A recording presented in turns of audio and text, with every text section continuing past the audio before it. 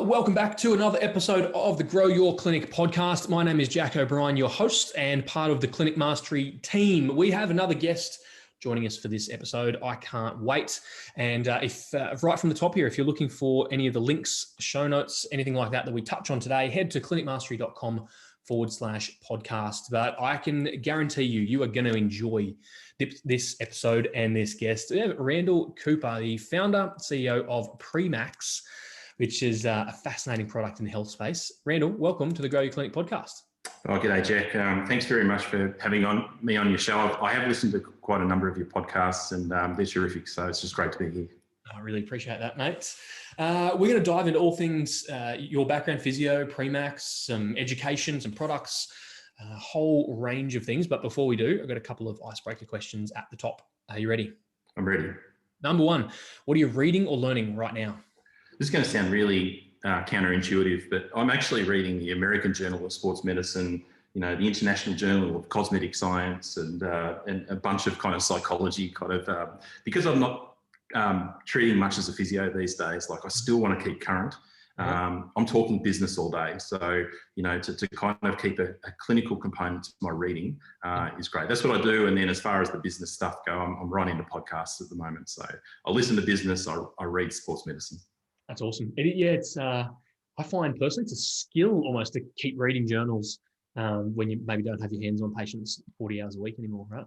Yeah, I agree. I did my master's degree in research, so I actually like digging down into the stats and saying, is this a valid study? Are they pulling the wool over our eyes here? But so it's good to kind of keep my hand there.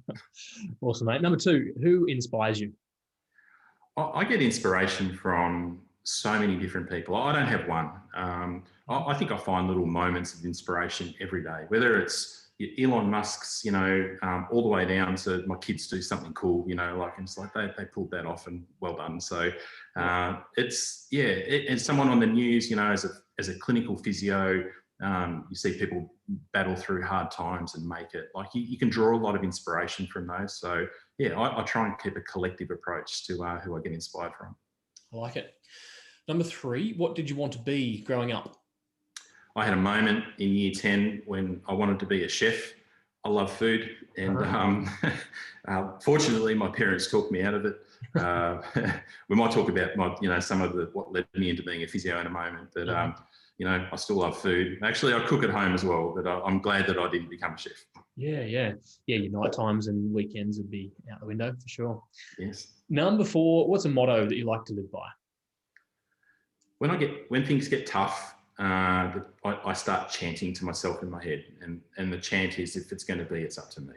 Mm-hmm. And it's an interesting one to kind of chant to yourself, because, and I'm sure a lot of your listeners with your podcast would also feel that, they're the funnel and everything goes through them, and it can get a little bit overwhelming and I've got to do everything.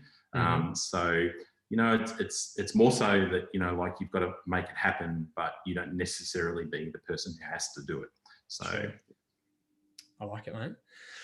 Okay, so connect the dots for me. For listeners, where we're going to end up is, as a practitioner and as clinic owners, we can broaden our perspectives out towards products like Premax and education suites like Learn.physio. But Randall, I'd be interested. Connect the dots for us from the young whippersnapper wanting to whip up fine dining meals through to a titled specialist physiotherapist. What happened? Well, it's quite a journey. I'll try and summarise it fairly succinctly. I had a really rough year when I was 16. I was in year 11 at school, and I love snow skiing. I went to Thredbo on a skiing camp with the school, and I did my ACL. I blew my ACL and MCL. I needed an ACL reconstruction, and back in the 90s when I did it, there was no small task. But that was the easy bit, actually, because it was a few months later that I then went on to 3 months after having that ACL reco, I acquired Guillain-Barré syndrome. Oh, and I spent 3 months in the Austin hospital, unable to move. And then I had to rehab from both Guillain-Barré syndrome and an ACL simultaneously. Wow. And, wanting to be a chef and smart aleck at that point, like, I was completely inspired by the doctors, the physios, the sports science team that helped me nurse me back to health. Mm-hmm. And I thought to myself, if I can do something that cool in my life, then I'm going to be happy with my life. And so at that point, I got a passion for the body. I got a passion for helping people. I got a passion for trying to replicate, what those people did for me. So I did year 12, even though I missed most of year 11, I did well enough to get into physio. Wow. And then once I graduated, sports medicine was my thing, and I just went off on my way and worked my way up the ladder, doing sports physio. It was really cool. Yeah, awesome. And you're a budding athlete on the side as well, with triathletes and those sorts of things? Me personally? Yeah, or is that more just pre-max sort of? No, that's pre-max. Like I'm very average athlete. I try and keep fit, but I've won nothing in sports. So I'll let the cool thing about pre-max actually is that it goes to the Olympics, it goes to the AFL teams, it's whatever, and I can cheer my products on, but there's no way I would have made it. Living vicariously through. That's it. Yeah. So where does a product like Pre-Max come from? And for the uninitiated, tell us what Pre-Max is and how it came to be. Well, Pre-Max is a what we call a performance skincare brand. So we have a range of massage creams that are used by physios, chiropractors, osteopaths, massage therapists, but we also have a range of products for athletes as well. The whole brand is about making people perform better. And it all originated back when I was working with the Hawthorn Football Club, and I was also travelling with and working with the Australian aerial ski team as well. I was very busy, and the moment of inspiration came when we were using other oils and generic creams and greasy kind of heat creams and whatever on the athletes, and they just kept complaining, and my patients in the clinic kept complaining as well. So I keep saying, thanks so much for loosening up my back or my hamstrings or glutes or whatever it is. But I've got to go and shower now. And it wasn't only at the Hawks, you get it at the clinic as well. It's, I don't want to put my suit back on. And it didn't take much to kind of go home, speak to my wife about her hand cream or moisturising cream, and she'd rave about it. Say, why does skincare just have to be, like the products used on the skin with the athletes just have to be so antiquated and terrible? And I thought, well, she's got a really good point. And when you work in elite teams such as Olympic teams and AFL, you're always looking just for those 1% gains. Sure. And anything small that can make a difference, you want to try and prosecute it if you can. And I thought, well, why don't I put together a cream that's going to be a better experience for my athletes and my patients? And I went ahead and did it. It was just supposed to be a hobby and a lifestyle business. We started off with 2 massage creams. This was all the way back in the mid-2000s. And fortunately with my network, because I had mates up at the AIS and in other AFL teams, I just spread some samples around, and it just grew. You make it sound so easy. No doubt you're still busy seeing patients and trying to figure out prototypes and recipes and branding and marketing and all those sorts of things. I think the interesting thing is, for listeners, whether you're a musculoskeletal hands-on manual therapist or you're in more of the psychology or speech therapy sort of domains, that the takeaway or some of the lessons I think, Randall, through this process is how we can diversify our activities. So how did you juggle being a clinician and kind of early stage product development? It was a juggle, in working, not only was I working with 2 pretty high-level sports teams, I was also had a clinical practice as well, and then I did this in my spare time, basically. Started small, and I think that, if any of the listeners are starting to think about doing something on the side here, it's, there's a big temptation to say, I'm just going to go all in here and cash in all my chips and just go for it. It's hard, the cliche of, that it takes 10 years to become an overnight success is very much true. There are some exceptions to the rule. And I think that, with a professional set that would be listening to this podcast, it can be a challenge, but doable to actually start something small on the side. And that's the way I did it. When Pre-Max started out, it was a reasonable cash investment, but it didn't break the bank. Pardon the pun, but it was an outlay. But I also had this entrepreneurial kind of streak in me, and And I suppose, I was actually thinking about, do I start my own clinic? Do I buy in shares at, the Olympic Park where I was working? And I thought, no, there's a lifestyle element to what I'd like to do with these creams. And it was all supposed to be just a lifestyle business. And, if it took us on a holiday to Queensland or the snow each year, or even it got big enough to, put the kids through school, like what a win. But I've been very fortunate that it's gone beyond that. And to the extent you're comfortable sharing, to what extent has it grown?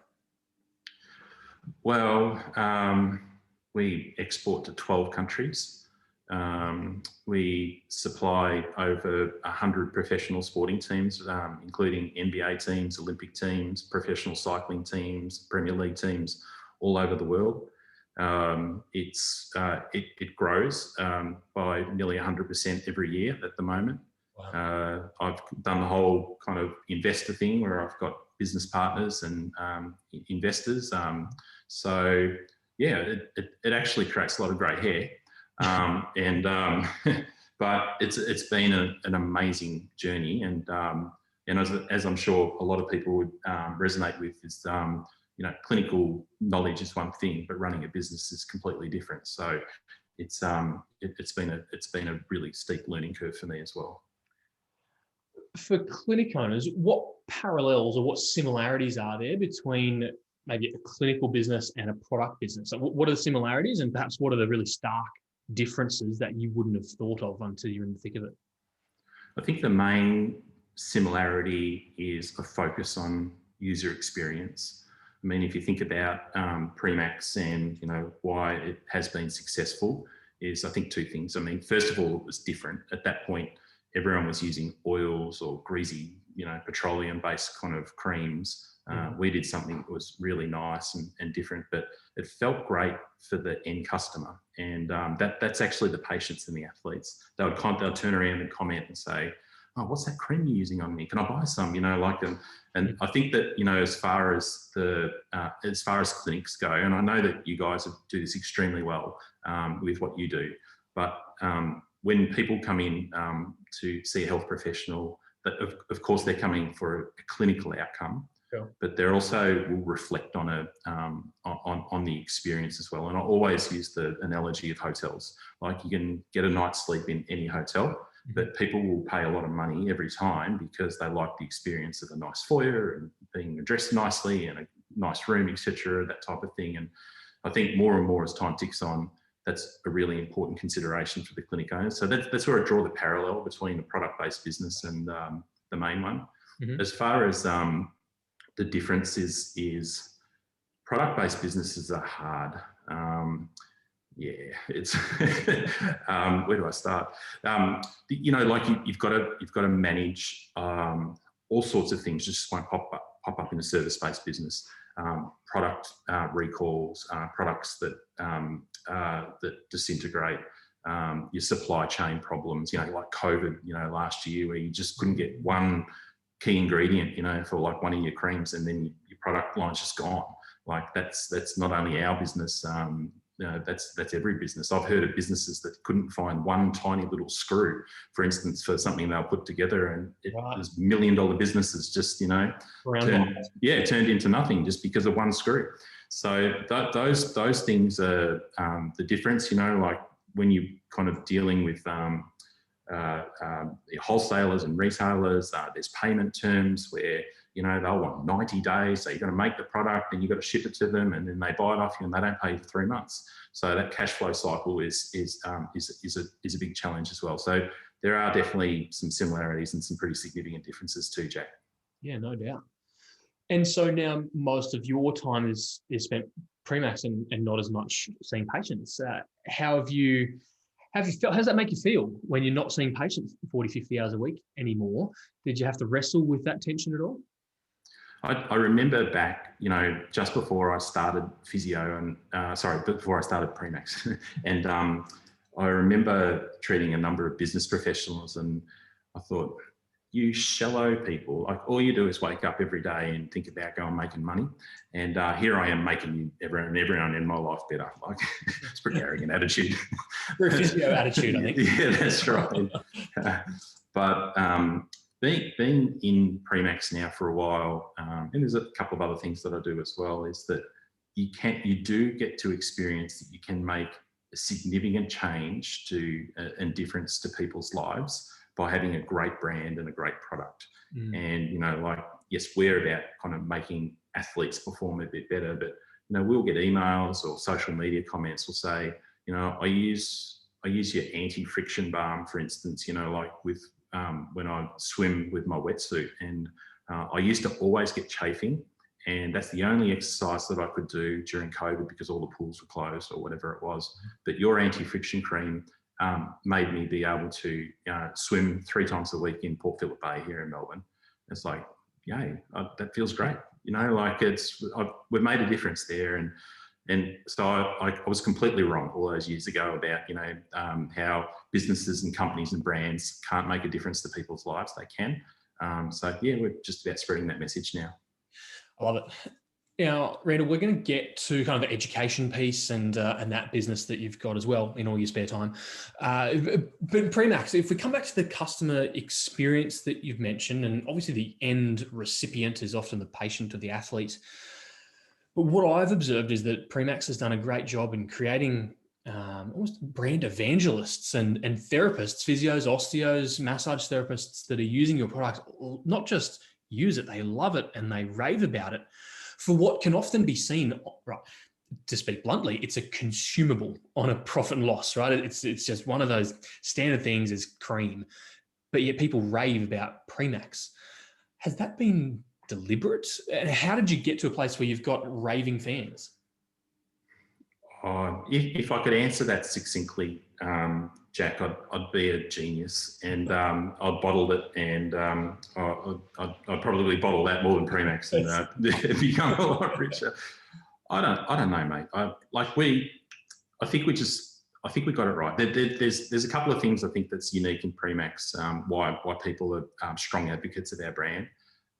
There's a lot of people who understand that I'm behind it, and it comes from a place of authenticity, right. And it comes from a place of servicing a need that wasn't there. Like we changed the game, particularly here in Australia, when it came to what was rubbed on people's skin.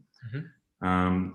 The second is it is an experience, and I think that, you know, like what the therapists will say with the massage creams, for instance, is that the reason I like your brand and I advocate for it is because my patients love it and it's great on my skin. You know, I don't feel greasy and oily, and when I go home, my hands feel moisturized. So from a therapist's point of view, they feel great about it.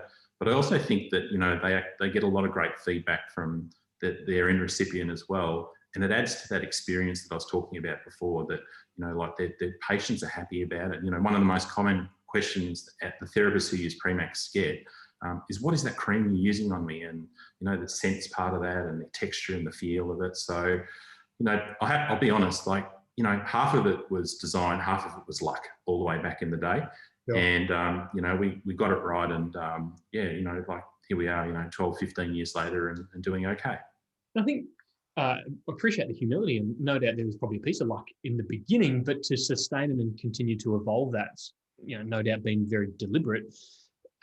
It's not just a utility, right? It is really what I'm hearing from you. It comes from a place of authenticity, and it's not just another cream, but you're very deliberate around the feel, the smell, the look of your packaging, the brand ambassadors that you've got. It seems very deliberate across that whole spectrum. Is that fair?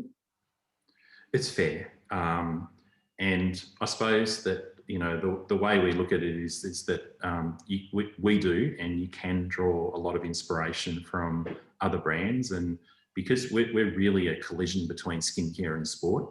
So, you know, I personally will look at really cool skincare brands, you know, like Go-To Skincare or what's in Sephora or Aesop, for instance, and say, how do they do it? What's their experience like? You know, what are their products? Why do they work?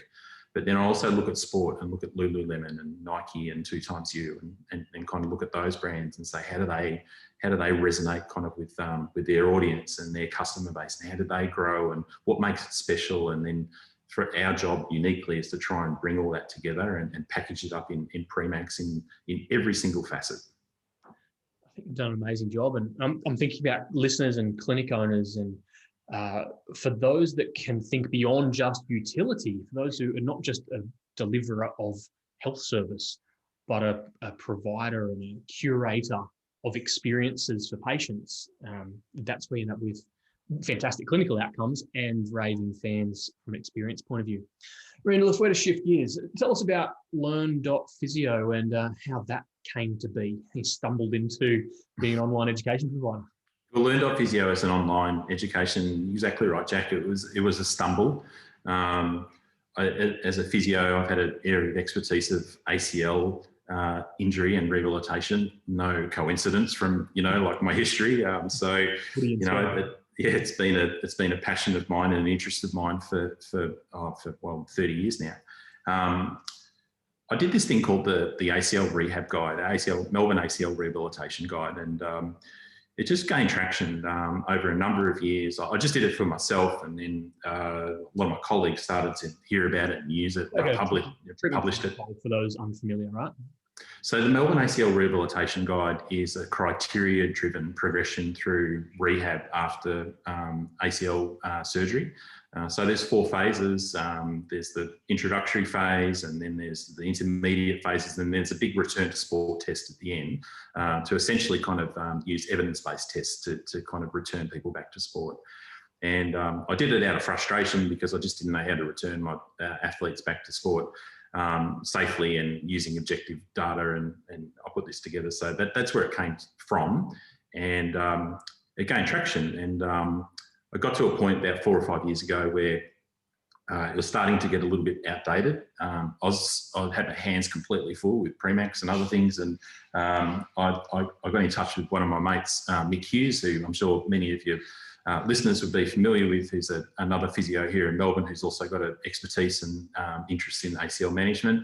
And I said, Mick, can you help me out and publish we'll do a Melbourne ACL Rehabilitation Guide 2.0.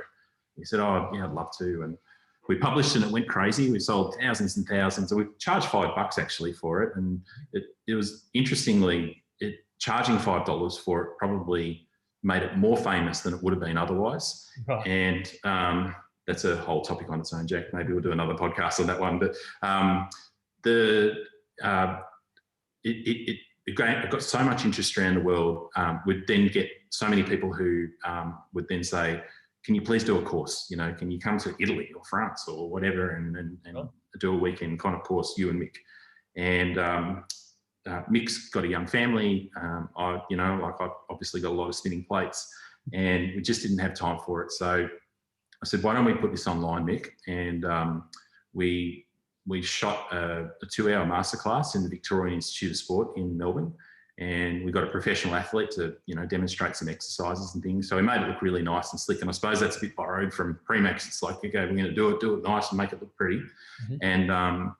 And we put that up online on this little website called Learn.physio that wasn't ours. And it just did great. And it resonated with the audience, that they really liked the interactional and high quality format of it all. And the guy who actually had the website, he was busy and said, listen, do you want the website? It's like, you're kidding. It's like, how much do you want? He goes, you could just have it. You and Mick will do a much better job of Learn.physio. So we just said, all right, well, none of us have got time, but we can't pass up an opportunity like that. So we inherited Learn.physio, and now it's, it's a serious thing. We employ people. We're looking at publishing 20 or so masterclasses this year. We've got everyone from Peter Bruckner to Joe Kemp to Ebony Rio and people who are going to present on this thing now. So that's been a terrific and interesting journey as well. And there's a little bit we fell into it, but it's been an enjoyable ride.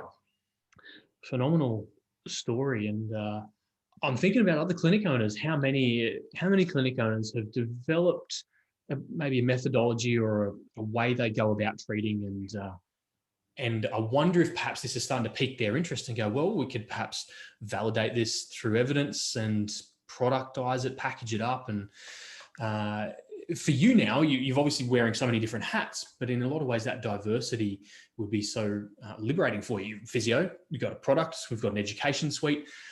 How do you go managing all of those different domains of life? I think that it's about, I think, and again, I'm sure this resonates with a lot of people who listen to this podcast. You've got to get other people to do some of the work. You know, you can do it all yourself. It becomes overwhelming, and you end up doing it, all of it, pretty badly, just because there's too many spinning plates. So finding good people, getting them to do a job, incentivizing them to do a good job, having a great culture, that's part of it. And I think that, you know, going back to your comment about, you know, how clinic owners may look to diversify, I think that if there's any, I suppose, advice or lesson from my experience that I could offer is that whether it's my Premax experience or the learn.physio thing, is, again, like I said this earlier, just don't go all in. Like everything, all those things started off small. It's no different to how you clinically treat someone, right? You test something, you try it, and does it work? Yes, okay, it works. And then you start to scale it up. And the same has happened with pretty much all my businesses. And I think the common thread through it all, really fortunately, is that I kind of understand how to communicate with an audience. I think that's really important. The other thing is I'm not going outside my sphere of knowledge either. Yes, skincare is a bit different, and yes, that's a steep learning curve, but at the same time, it's still, I'm supplying to physios, I'm supplying to athletes, I'm supplying to sport. I still kind of get that market. But on that point, if I can, Randall, have you ever been on the receiving end of tall poppy syndrome, or have you ever dealt with those fears of what will my peers think with this kind of education that's not a university, or a skincare product that's not really clinical? How have you dealt with whether that's been real, the tall poppy sort of stuff, or maybe internal self-doubt or sabotage? You get used to it. I think that for a clinic, and I think early on, particularly with Premax, the thing that was really evident is that when it comes to products and things that aren't clinical services, people are really brutally honest with you. If they don't like something, they'll tell you. And I'm sure most people have gone into Coles or Woolworths or whatever, and they haven't liked something, like that, they'll give it to whoever's on the receiving end. And as a business owner, as a product kind of owner, you get that as well. Whereas in clinic, when you're a clinician, yes, of course you get complaints, but most of the time, if people don't like your service, they just don't come back. Right. You don't hear about it much. So to get a barrage of fire is hard. I'll give you one example. Is when we decided to expand internationally, we chose the UK as the market that we wanted to go into. Now, we did have an old school ingredient in massage creams called borax, and borax is an amazing emulsifier, because all our creams, or not all of them, massage creams are water and oil emulsions. And it brought the water and oil together beautifully. Well, borax is banned in the EU, and also, so we had to take it out. And we tested for 18 months to kind of change the creams around, and we had to take borax out. So we had to have another emulsifier. So the creams were quite different. So we released the creams with much fanfare, and we tried to tell a really good story that we've taken a nastier ingredient out, and we're progressing towards being more natural and better, and all the cliches. And the product disintegrated. Like actually what happened, and the chemical team that I've had, and I've spoken to heaps of manufacturers, have said they've never experienced this in their working lives before, is that when we put a cream together, we test it, we put it in an oven for 3 months to make sure it doesn't split or melt or whatever it is. But what happened was that when the product got agitated, so when it actually started to get on a truck or a plane, is the bonds that held the cream together broke down. Right. So we would send the cream out from our warehouse in great condition, and by the time it got to a physio or a massage clinic, it was like a thick shake.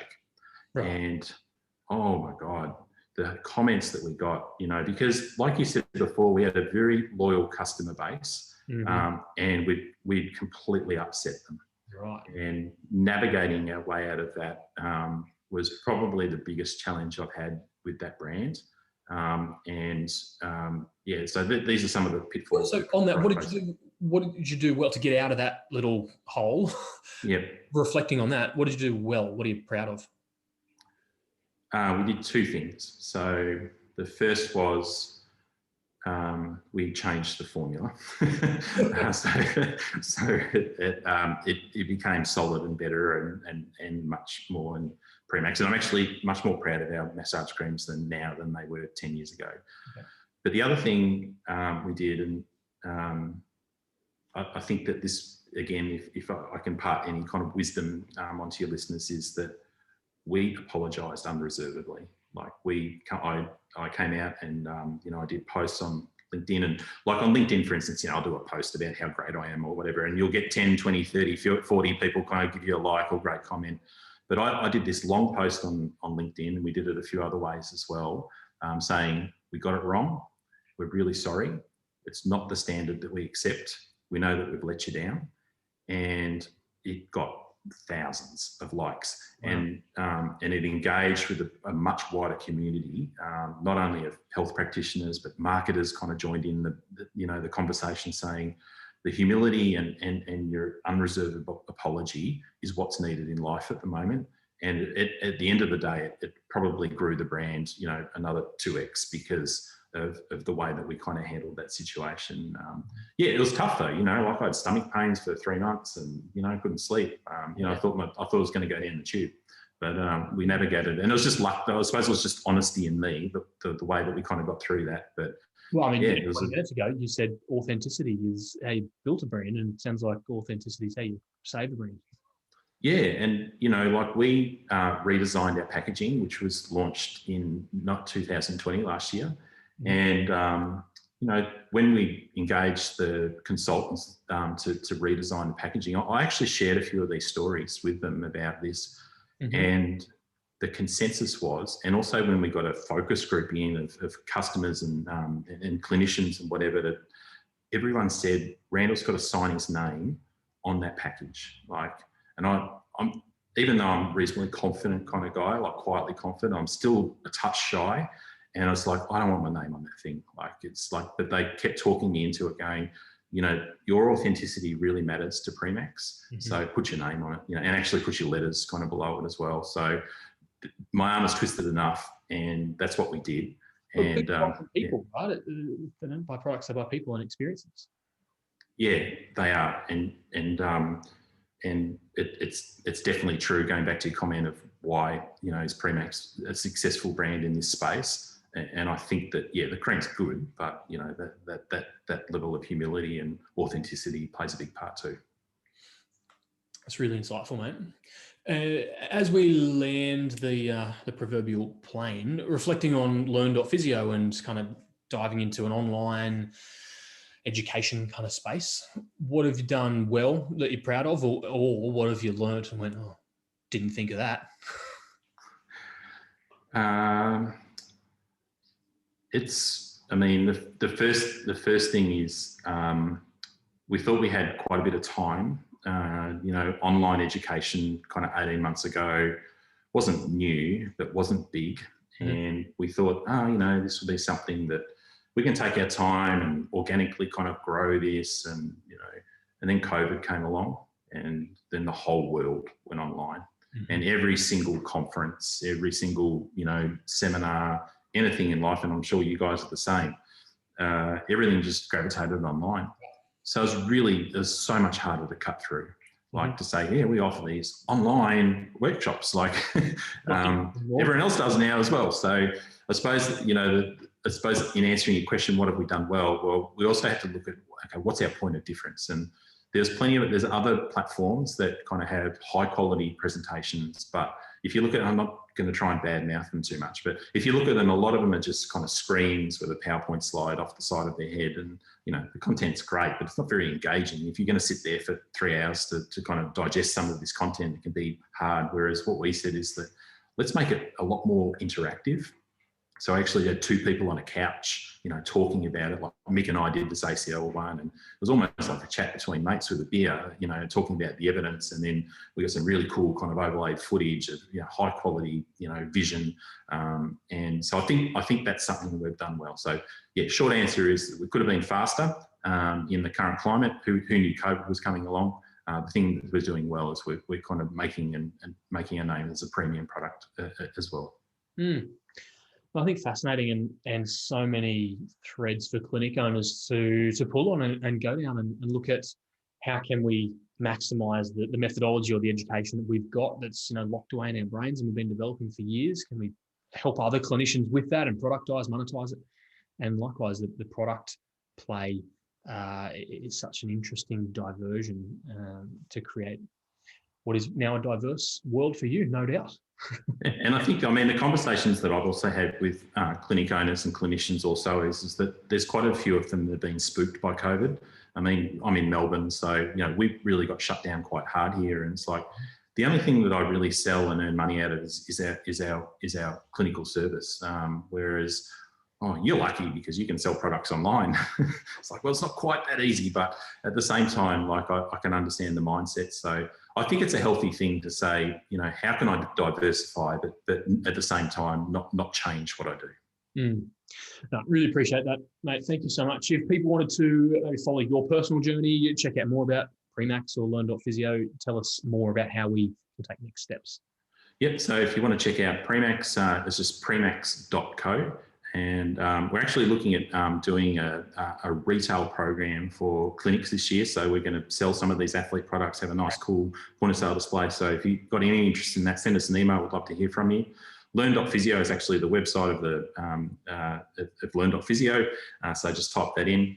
If people want to connect with me directly, I'd love to connect with people. My two main platforms are LinkedIn and Instagram. So just type in Randall Cooper Physio and I'm sure you'll find me. So yeah, I'd love to connect with people. Super. And listeners, we'll make sure we link all that up over at clinicmastery.com/podcast, all of the social links and websites. And make sure you reach out if you want to participate in the retail offering, because historically Premax really has been essentially a therapist-only product, and now it's the opportunity to go retail, which is going to be a whole lot of fun sometime this year. Randall, thank you for joining us on the Grow Your Clinic podcast, mate. It's been a pleasure. It's been a pleasure for me, Jack. Thanks very much.